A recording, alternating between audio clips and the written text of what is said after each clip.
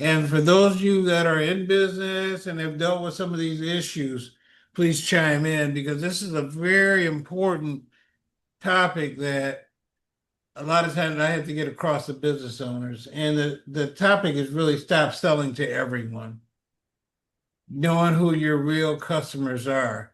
And what's even more important, knowing who your customers are not.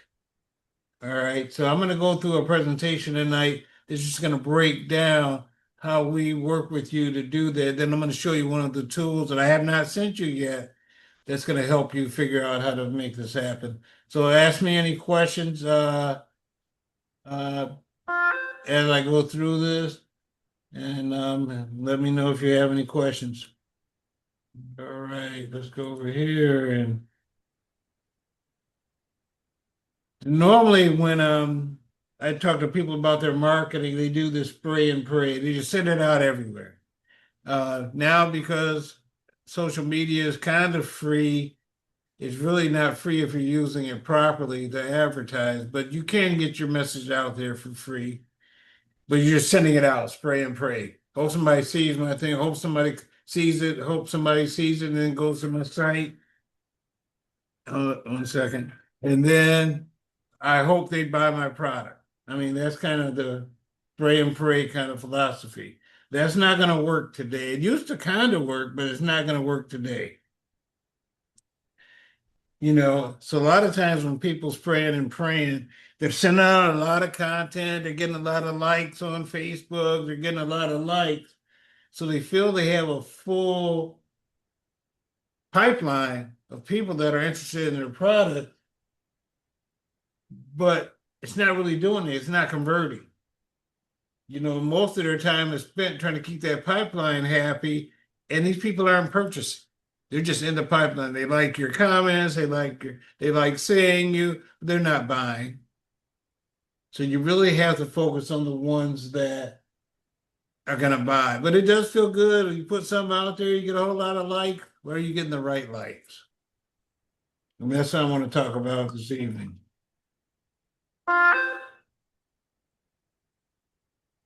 So when you do a lot of indiscriminate selling, as we say, just kind of spray and pray, you're wasting a lot of time. 80% of your time is wasted. You're chasing down leads, and it takes a long time to close a deal. It doesn't matter if you're selling a cupcake or a car. It takes a long time to close a deal this way because you haven't qualified your customer. And that's what we're going to talk about.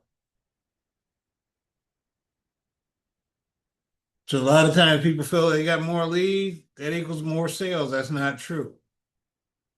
More of the right kind of leads, the leads you can, that's what's so great about a lot of the AI tools and things we have going on now.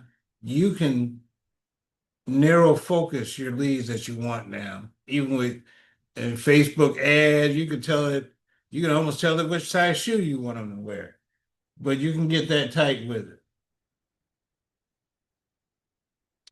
The one thing I want to talk about this evening is the customer persona. Every product you have may have two or three different personas, people that are buying your product, but we need to divide each one of those into its own persona. So if you're selling hamburgers, you have a persona for people that just love hamburgers. Okay. But another persona may be people that don't like fish burgers, so they'll eat a hamburger, you know, or people that just like fast food is another persona. It doesn't matter what they eat fish, hamburger, chicken, whatever. You have your fast food eaters. All of these have different marketing methodologies you have to use to reach them. So we divide them up into what we call personas. And the customer persona is what we call it. Because you got to go beyond guesswork. You got to put You got to design. You got to figure out who they are. Um, any questions about any of this? Any of you have you done this in your business? Define your exact type of customer that wants your product. Nobody yet? Come on, somebody knows who their customer is. Somebody tell me who their customer is. Mine is cities, counties, and states and commercial entities. Okay, the entities or the people inside those entities? Yes, the people inside those entities for sure. Okay, so Denise, let me ask you this question. Your customers are people that are going to pay you for what it is you're giving them. So who's actually going to be paying you? The counties and the cities or the people? Yes, basically, yeah, the procurement officers, the Okay. procurement directors.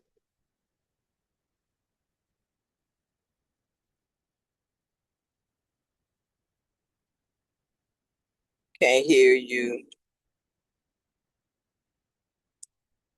For some reason, you're muted. No, I'm not muted. Can Oh, everybody? oh, You know what? I'm going to turn off my camera. Maybe my internet will get better. Is anybody else having trouble hearing me? Fine Yeah, now. I just went I, out for a little bit. I am going in and out. This is Chef Elliott Farmer with Farmers Gourmet You know Catering. what? I was getting the internet thing, so I'm gonna leave my camera off. All right. And so hopefully I won't freeze up anymore. But anybody else tell me who their customer, who they feel their number one customer. We call this the early adopter. If you sell it, they're coming for it. Who else? Can someone tell me? Right now, again, this is Chef Elliott with Farmers Gourmet Catering. My customers are people in general. We have about 60% of my customers as celebrity clients, especially entertainers and actors and actresses. And then we have about 10% of my clients, the caterer, as politicians.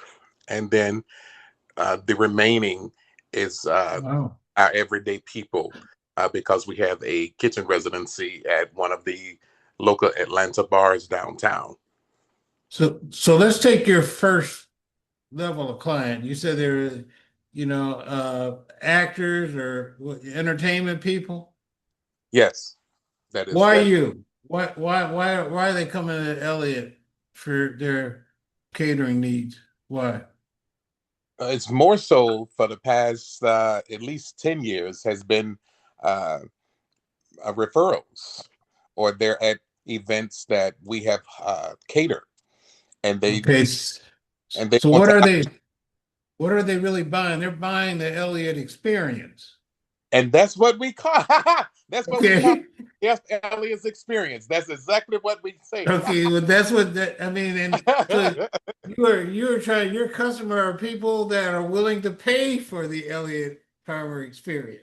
Okay. Absolutely. So And willing to pay for it, and it happens to be these entertainers and people like that, but they're paying for the experience. absolutely. And in They, even when it's not, the celebrities, you're going to experience the uh right. the experience regardless of what we may cater and or serve you at the kitchen residency. So really, when you think about what you're selling, you're not so much selling, you're selling the experience of your food. And I think, and I'm saying this because sometimes we have to alter what it is we're selling by really still selling it. Okay. People are paying for the experience of what you give them with your food. I'm not denying. I know we've been involved in a couple other projects. I'm not denying your food is probably excellent too, Oh, it but they're is. paying. It's not no probability. Yeah, but my point is so it's that kind of clientele you have to market directly to them. Then you have the city officials and things like this. So each of those is a different what we call a customer persona.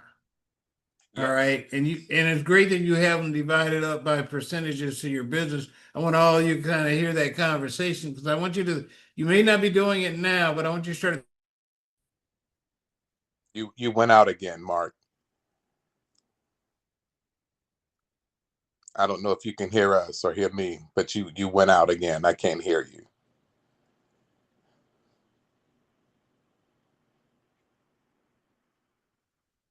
Uh, I hear that. I heard you say yeah. I'm gonna set up my hotspot. I don't know why my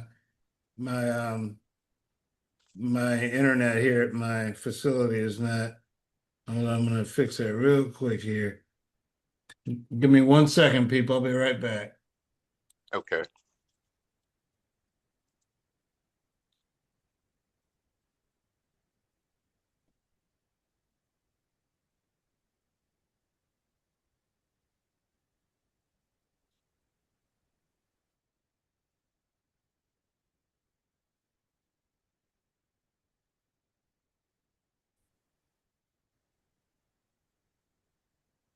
Come on.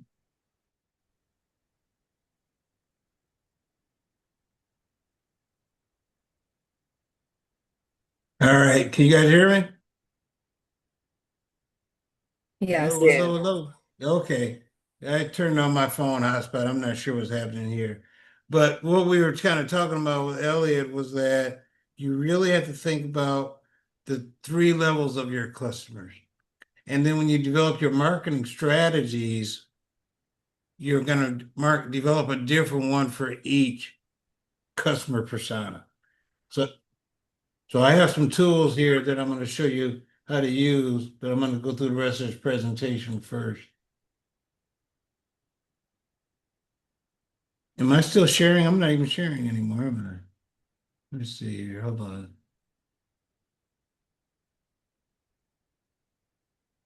All right. So can you guys see my screen and everything now? Yes. Okay, good deal. All right. Sorry for the technical difficulty. Now, so beyond vague personas, and I say this because when Ellie and I first started talking, he was kind of defining entertainment people, but we can even get tighter than that. Entertainment people at what kind of income level? We can get really tight. Live inside the perimeter, outside the perimeter, but we can get really tight with uh, personas, what type of deals are we trying to do? How fast when we're working with this people on this level can we close the deal? If they talk to me one time and I give them the price, do they close or do I have to talk to them two or three times? You know, so you try to figure out also lifetime value. Are they going to plug me into more deals? So you got to really look at this when you're looking at your customers, your personas for your customers. You're trying to determine everybody's long term. You don't want you don't want one, just one hit. You want to bring them on for a lot. So let me go to the next slide. So you do have to figure out your high value customer patterns. Do they make decisions quickly? What do they need to make their decision? Do they need a full entire quote invoice and they just say yes in their invoice? Some people like working that way. Some people want to haggle a little bit. You got to figure out the patterns that your high value customers like to do business. I found that the highest value customers, the less they want to talk. I send them a quote that if they say yes to the quote, it turns itself into an invoice and invoices. Those are the kind of clients I like. I send them a quote for the work that I want to do. They like the quote, they say yes, it turns into an invoice and sends it to their accounting department. But some people don't work that way. So you got to figure out the patterns of high value customers. It's important that I keep reiterating the high value portion of this is because you don't want to spend your hard-earned time with low value customers. They wear you out. And I know all of you are shaking your head right now. The people that are paying the least give you the most grief. Okay. But and then once you identify them, then you replicate them. You replicate them by asking them for their network, for their friends. That's how you replicate it. You find out who they are, you develop a relationship with them, and then you ask them to plug you in to other people that are of like mind that work the way they work. That's how you build that network. Questions, comments, all right? Let me keep going. The benefits of focused selling. When you do focused selling, you're not you're not chasing everybody. You'll be able to convert people quicker. You have a higher conversion rate because you know what it is you want to sell. You're not going to be wasting time with people trying to convince them to buy a product that you know they're not going to buy, but you feel like because you're having a meeting with them, you're moving the things forward. You know when people are going to buy from you and they're not. And I'm not saying you got to start cutting folk off. Sometimes you got to string them out a little bit, but I think it's very important that you set goals and objectives about who you're going to deal with. And some people are going to say, "Oh, she's pretty short, or he's pretty short. He didn't give me enough time." You gave all the time you could afford to give them, and still do what you got to do to get your business up and going. And that's why, the biggest word in the English language to me is the word no. Sometimes you have to say no to a deal. Just, no, that's not going to work for me. You'll surprise people. But you'll also gain back some time that you need to start working on these high value customers that you have targeted. It's almost like Elmer Fudd and the bunny rabbit. For you get folks, you got River Bug Buddy, he's hunting bunny rabbits. He was targeted, he was focused. He wasn't hunting squirrel, he wasn't hunting deer, he's hunting bunny rabbit. You know. But learn how to say no so you can protect your time. Know what your clear criteria is of the clients that you want, and you will have revenue growth. So it's precision over volume. You're making us a tight machine. No, you're not having as many meetings, and no, and not the same number of people are responding to your stuff, but the people that are responding are the people that you want to do business with.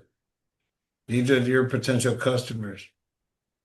And you're going to give them such an experience, they're going to tell their friends and neighbors, and that's how you're going to organically grow your network. It's not going to happen overnight.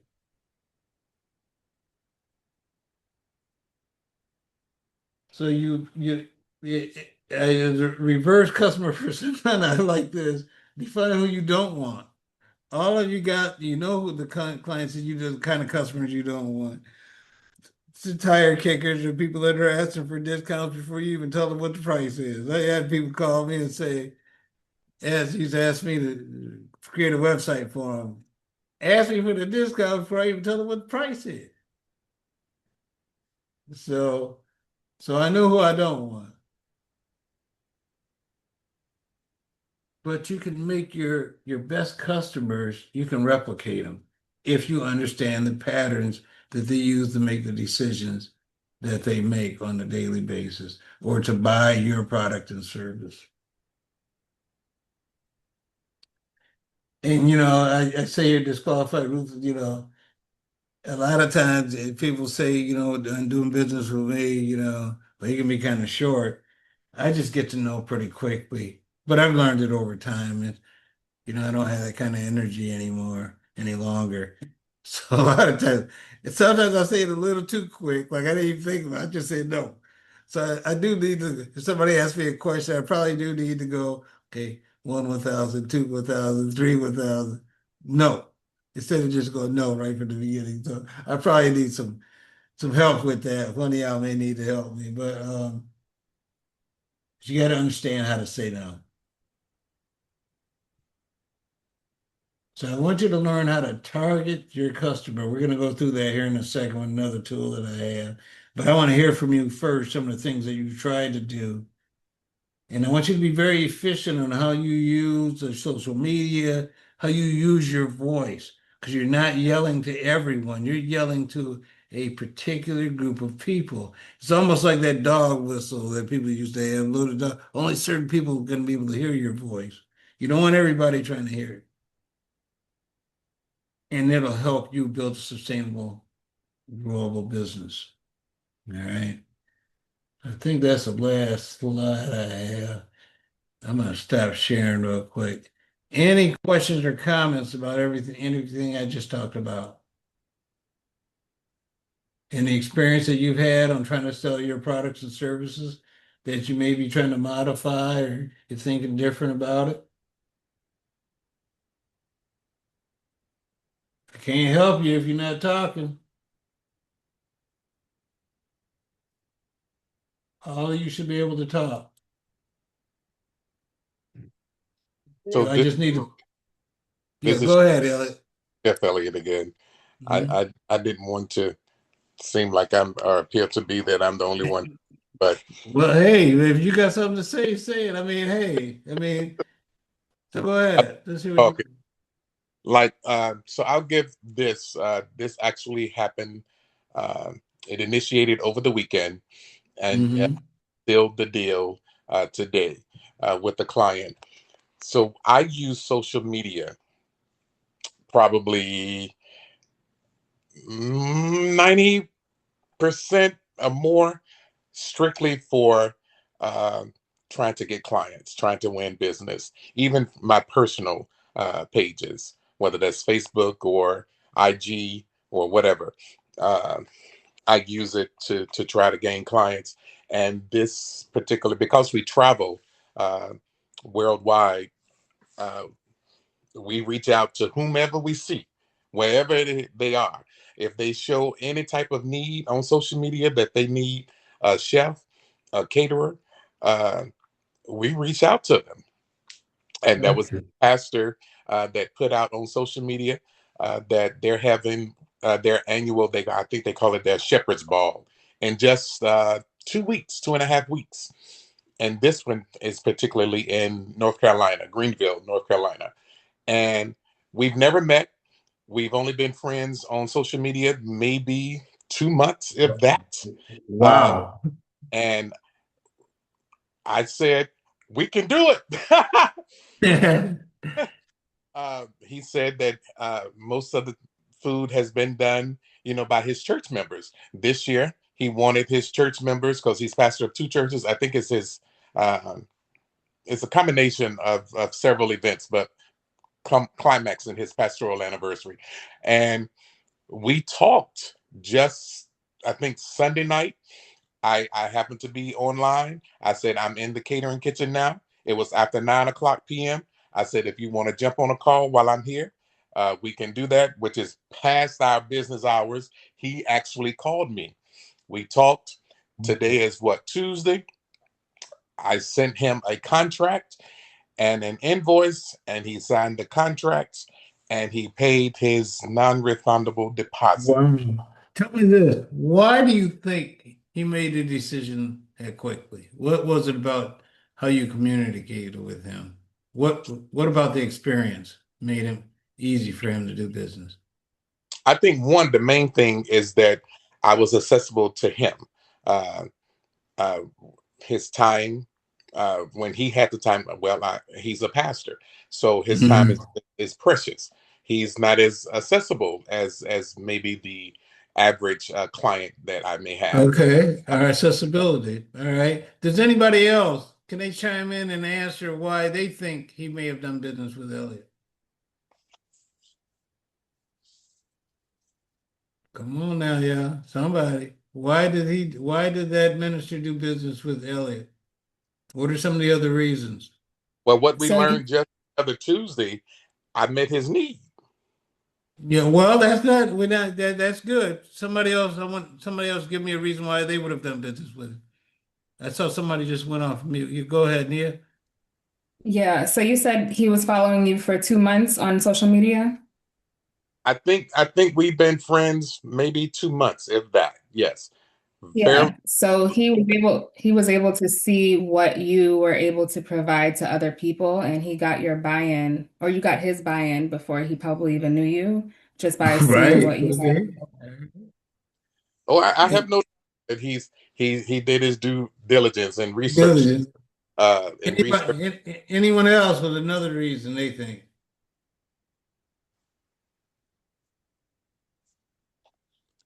All right. You're pretty silent here. I'm gonna tell you that one of the reasons that Elliot, to me, as a decision maker, when you sent that quote over and made it that easy for him to make that payment and stuff, that would have sealed the deal for me right there. All right. Okay.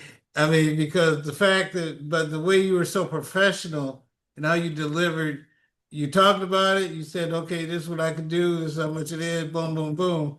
It was an easy decision for him. Okay. Yeah. You And I know, know and he's in a crunch because the yeah, event in 2.5 weeks, and it's yeah, 200 people. yeah. But I think also, as Ania said, but I think him feeling confident looking back at your body of work, he can see that, I mean, you've been very consistent over time. Because a lot of Yeah. times people go deep when they go to them photos. They look where you started. It was You, he originally asked for a tasting, and I said, mhm. we can fly in to Greenville, no problem. He said, well, I don't want you to fly in. I said, I don't mind because I want you to be comfortable with us. You've never met me, you've never met Outstanding. staff, Outstanding. and we want, and you've never had our food. So I want you to be comfortable. He said, before we ended the conversation today, he said, no tasting is going to be necessary. I All trust you. right. All right. Good deal. And that was, I was ready to fly, you know. Yeah. But that's why he knew you were. So he was like, shoot. I mean, so that's commitment. That's a good deal. That's a good deal, Elliot. I'm glad to hear that. Anyone else can tell me an episode that they've had with a client and they try to understand why a client has purchased from them. Because you got to really understand why people are buying from you today and how to use that to your advantage when trying to sell to other people. So somebody give me a reason why they know people are coming to them for the service or product that they're offering.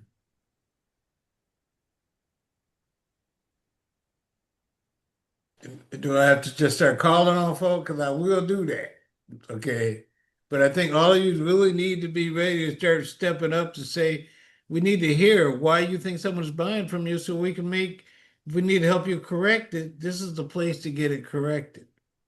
All right. Now, go ahead, Ms. Powell. I, Why are people buying from you? I would say because they've seen my work. That's what they say, that they've seen my work and they like what I did for another entity, and they want to know if I can, if they can work with me as well. Now that's great because they didn't come to you because I hear she cheap, she ain't expensive, you know, So so that's good. They seen your body of work and you have quite a body out there. You have something to show them. So so when they come to you for your body of work and they've seen your work, what do you try to sell them? Mm, well, basically, I try to sell them what their vision, basically, because our motto or slogan is bringing you into focus. And Okay. so I really, my goal is to give them what they want because, as is often said, the customer is always right. So, Wait. Now, do you sell that by selling them different size packages? Do you make the decision easy for them? Can they pick package A, B, or C, or do they have to work with you and you have to come up with a quote? How do you do it? well, yes, I really have to find out what their vision is because Gotcha. it could be an advertising video or it could be a full documentary or something. So I really need to know what it is that they need so that I know what kind of support I'm going to need in terms of editors and other talent and that type of thing. So what I'd advise you to do is create two or three package deals. Hey, this is a, one set video deal. I mean, so you can kind of gauge them. So if they come to you and say, you said, well, I have this low end deal for 250. Oh my God, 250. You got nothing less than that? You know where to spend your time with them. And Right, you have a la carte deals, but you gotta start testing your clients in the first conversation to determine if they really want to buy. All right, right. So you have some low-end package deals. Now we can add stuff around this, but this is our base deal. So you can kind of gauge their reaction to your numbers. Yes. Now, when it comes to ad videos, I do have pack, Okay. but All right. it comes to, in general, people, they come for, they have different things that they're trying to do. So it just really depends too. That's good. But you know where your customers are, and those are the people you're going after. That's good. So you have something to sell them. Anybody else? What are you selling your customers, and what are you selling them well? So, hi everybody. My name is Chanel. So, I think mine's I took a while to answer because this part has always been different for me because I'm community based.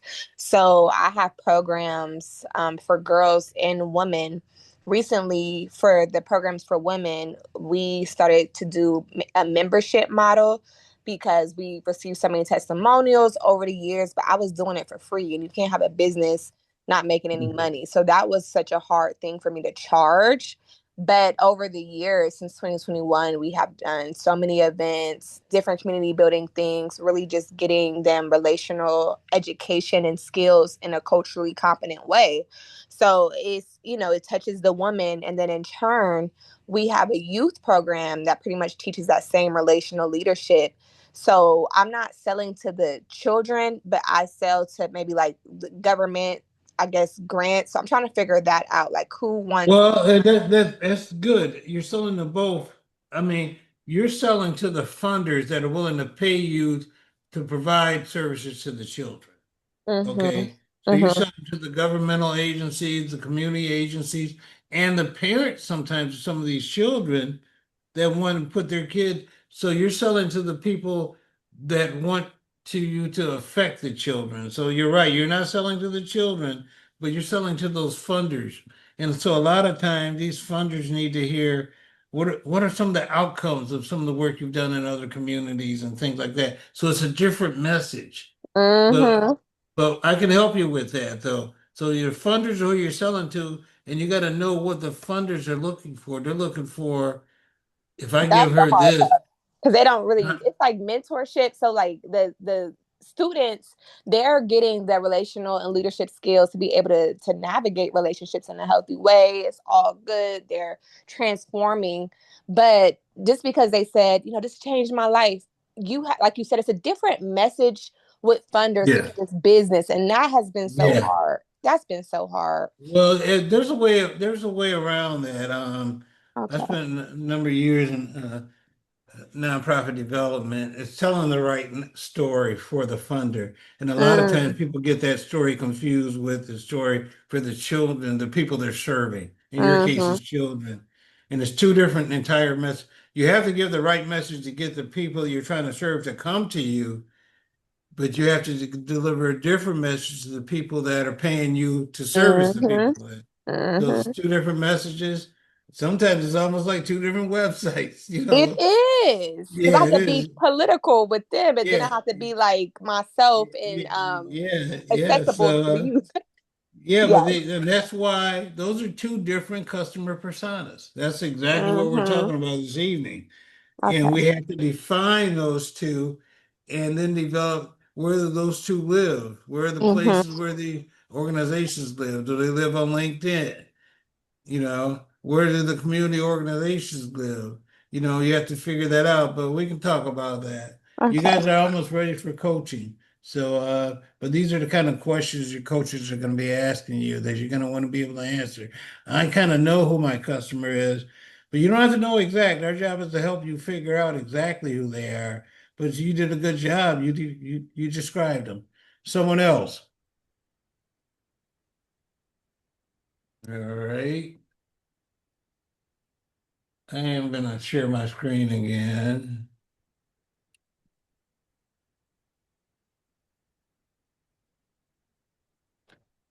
3, 2. Now, this is another tool that I'm going to send you. Hold on, let me unshare for a second. Share again. I'm going to share again. I'm going to share the sound. Share window 2. Oh, sure. Sorry, Sharon sound. All right. So I'm gonna play this. Can everyone see my screen? Yes. Okay, thank you.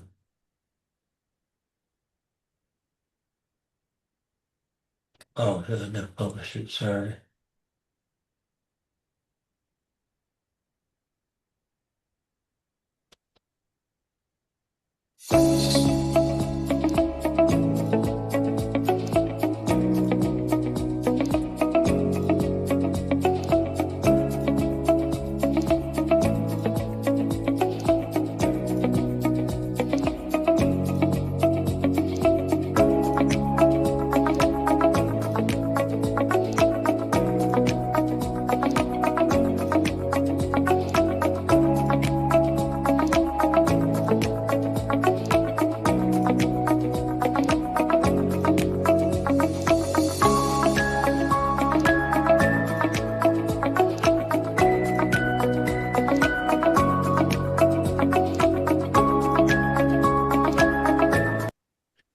All right. So this persona, I'm gonna send this to each of you in a tool added to the toolkit. Actually, I just add the tools.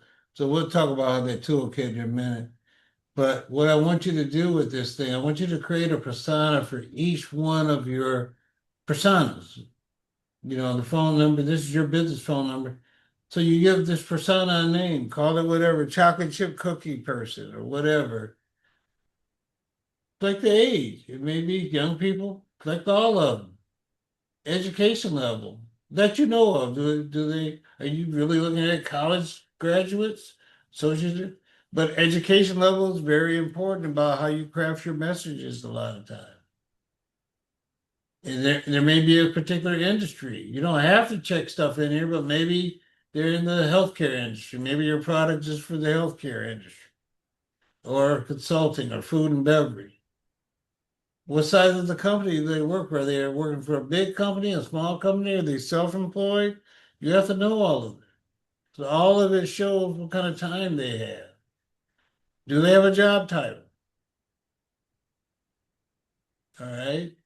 What are some of their biggest challenges? When you talk to these people, maybe I don't have enough time. I don't have enough money. I need help. So you got to find out what their pain points are. And then your product or service can help with. Maybe they don't have enough time because they're busy doing something that you could be doing for them. What tools do they use for their job? Do they understand accounting tools and CRMs, email, or do they just know about them? Because a lot of this is going to determine how you deal with this customer. The more they know about these tools, the more you know about them, the easier they are to deal with. How do they prefer to communicate? By phone? They like talking on the phone, email, text, social media, face to face. How do they communicate? How, this is a very important. How do they get information on how to do their job? How are they educating themselves? You know, do they take workshops? Do they read articles? They listen to podcasts? They may do all of these things. Then finally, which social networks do they belong to? Facebook, Instagram, Twitter, LinkedIn, or something else? Any other comments? But you create one of these for each of your clients. I'll put this link in the chat so you can start playing with it. Um, in the chat. Any questions about anything that I've talked about?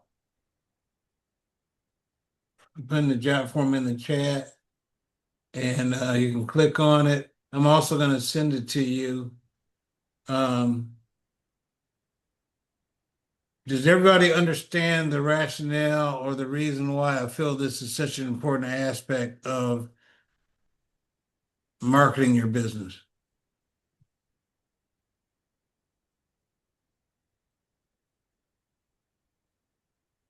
All right, so I'm not going to force you guys to talk. Elliot, you've talked enough tonight. Thank you very much. But you guys are going to have to start opening up because when I start bringing in these coaches, the more you give them, the more they can give you. All right, so you need to take this as free time. You're not paying anything for this. You won't be paying to deal with these coaches. So if you want to get something out of it, you have to be vocal. I can't impress that enough. You have to use the tools that I've sent you. If you want to get something out of this course, I hope to take you someplace when you get out of it. But you got to put something into it in order to get out of it. So if I send you the tools, start using them. If you have trouble with them, contact me and I'll make sure you understand how to use these tools. So I don't have anything else this evening. So I want to ask one more time. Anybody have any questions or anything for me about what we talked about tonight and what's coming down the pipe? Yes, I have a question. So, as you explained beautifully, kind of the marketing challenges I may have with talking to two separate audiences, two different ways. Are you telling me I should wait to get coached on that, or can you just provide more insight on maybe the story that No, I have to start? no, I tell you what, I'm going to put my coaching link in here. I want you to set something up with me right now, Okay, okay? please. All Thank you. right, and that way, because it is about something you can start doing right now Mm-hmm. that you don't need to wait on, some heavy duty coach to help you design. You're already doing it. You just have to change your message a little bit. That's what's so great Yeah. about what I'm talking about. It's not something that you're doing wrong. It's just you just have to tweak it, and that's what's so great about AI is that you can actually, I'm going to show you ways. I just put my link in there for coaching. I'm going to show you ways you can take the current message that you have, Mm-hmm. put it in the AI and ask it, once you know what kind of customer you're looking for, and say, how do I craft a message to appeal to this customer? Mm-hmm. They're 6 foot tall, they're 180 pounds. You can get that detail, it will tell you. All right. Mm-hmm. So you're already doing it. You just need to do some tweaks. A lot of you probably already are doing it. Denise, you already are doing it, but I can help you learn how to use tools to make it better. Denise, go ahead.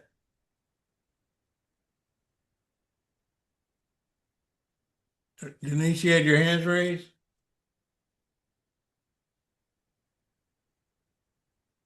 I don't know. She looked like she raised her hand, but oh, so she was driving, so she may be so any other questions? So you got my link there? Yes, I'm booking now. Thank you. Yeah, just click on that. Anybody can use that link and schedule some with me, and then we'll start. I'm going to show you how to use these tools, and then you can craft this message yourself. I'm sure a lot of you already are doing it, so this is not something you're creating from scratch. It's just little tweaks, Mm-hmm. little tweaks to your messaging. So yeah, schedule something with me. We'll knock that out. Anyone else? Any other questions or anything before I let you guys go this evening?